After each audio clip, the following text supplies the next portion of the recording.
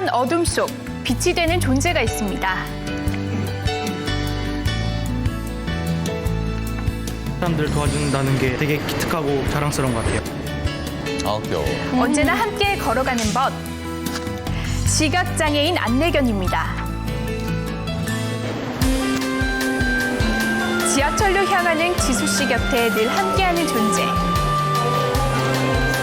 올해 3살 안내견 처음이. 혹시라도 지수 씨가 위험할까? 장애물 앞에서는 한번 멈춰서고 차분하게 지수 씨를 안내하는데요. 똘똘해요.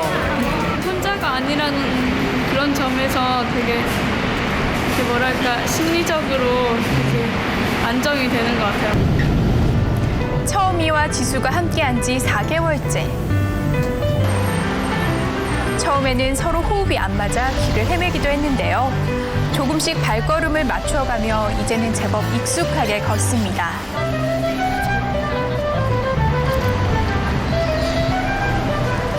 처음이가 없을 때는 외출하는 것도 쉽지 않았던 지수 씨. 지수 씨 같은 시각장애인들에게 안내견은 꼭 내 몸 같습니다. 사람들이 이렇게 안 물어보잖아요. 너 지금 눈 달고 있는데 어때? 이렇게 안 물어보잖아요. 그런 것처럼 자기 일부분이라는 말이랑 내 눈이라는 말이 진짜 맞는 것 같아요. 영화 속에서도 자주 등장하는 처음이들. 바로 레브라도 레트리버입니다. 헤어지지 말자.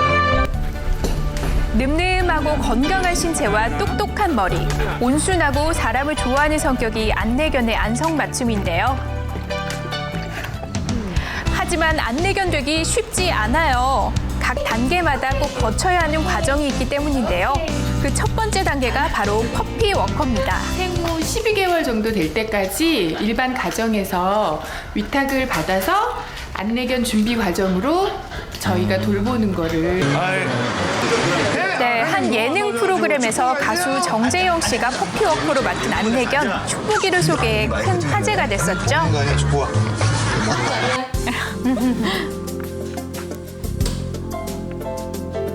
기다려. 퍼피워커는 기본적인 훈련을 통해 와, 먹을 거 앞에서. 누워 있어. 이렇게 복종하는 안내견이 거야. 사람과 잘 어울려 살 수 있는 방법을 가르칩니다.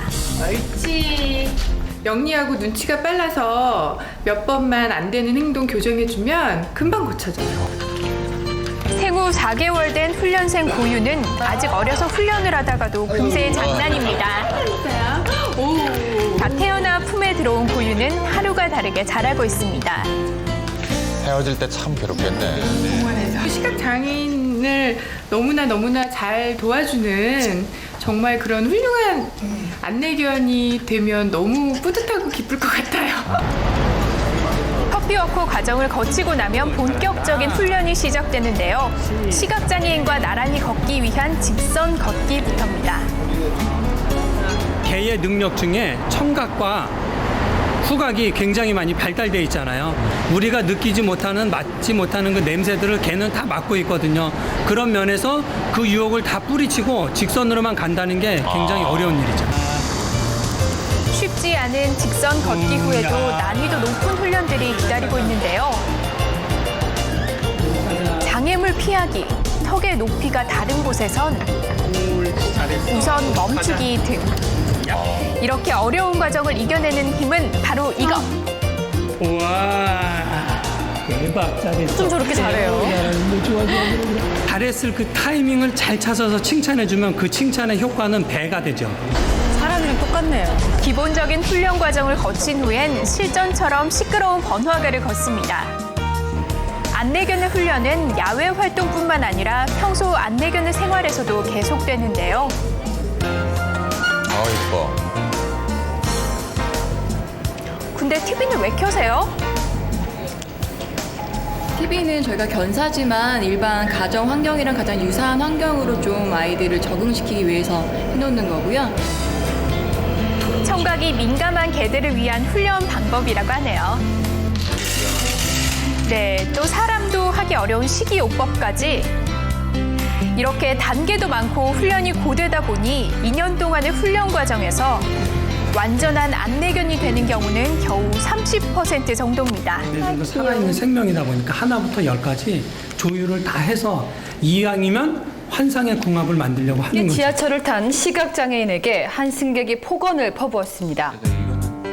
하지만 이렇게 어렵게 훈련받은 안내견에 대한 우리의 인식은 아쉬운 면이 참 많은데요. 덩치가 크고 외모가 귀여운 안내견이 다니는 곳마다 시선을 끄는 건 일상. 하지만 가끔 돌발 상황에 놓이기도 합니다. 뭐 만지려고 하고 뭐 그러죠. 처음이가 일하는 중일 때는 만지시면 처음이가 이렇게 주위가 산만해지니까 제가 그런 점에서는 불편하긴 하죠. 네, 그래서 알려드립니다. 안내견을 위한 작은 배려. 예쁘고 귀엽다면 눈으로 마음으로 예뻐해주세요. 갑자기 시선을 끌거나 주인의 허락 없이 먹이를 주면 안 됩니다. 그렇구나. 문 밖을 나서면 책임이 막중한 처음이. 하지만 집에 돌아와 가족들 앞에서는 영락없는 애교 만점 귀염둥입니다. 처음이 만나고 자신감도 많이 생기고 그리고 이렇게 외출하는 게 굉장히 어려웠었는데 외출하는데 이제 처음이가 도움을 많이 주기 때문에 새 식구 하나 더 늘은 기분이 막내 동생. 가족들의 넘치는 사랑과 정성을 한 몸에 받고 있는 처음이. 예뻐져라. 이런 처음이를 강렬하게 바라보는 시선이 있었으니 이 집에서만 8년 터줏대감 몽실이. 내가 이 집의 유일한 개였는데 다른 애가 오더니 나는 마당을 사는데 밀려났어요. 걔는 지방에서 이렇게 막 사니까 예쁨 받으면서 걔는 아무래도 질투가 그러길래. 날 수밖에 없겠죠. 몽실아 이해해줘. 서러워. 보통 안내견이 활동할 수 있는 시간은 10년. 지수는 벌써부터 이별이 걱정입니다. 지금도 저한테는 되게 동생 같은 존재인데 얘가 이제 나이가 들고 그럼 얘도 은퇴를 해야 하니까요. 그게 지금 생각해도 너무 마음이 아프고 그때가 되면 얼마나 내가 힘들까, 얘도 힘들겠지만 그런 생각도 들거든요. 7년 남았네. 지수 씨의 빛이 되기 위해 많은 길을 걸어온 처음이. 지수 씨 역시 처음이를 만나 빛을 보았습니다.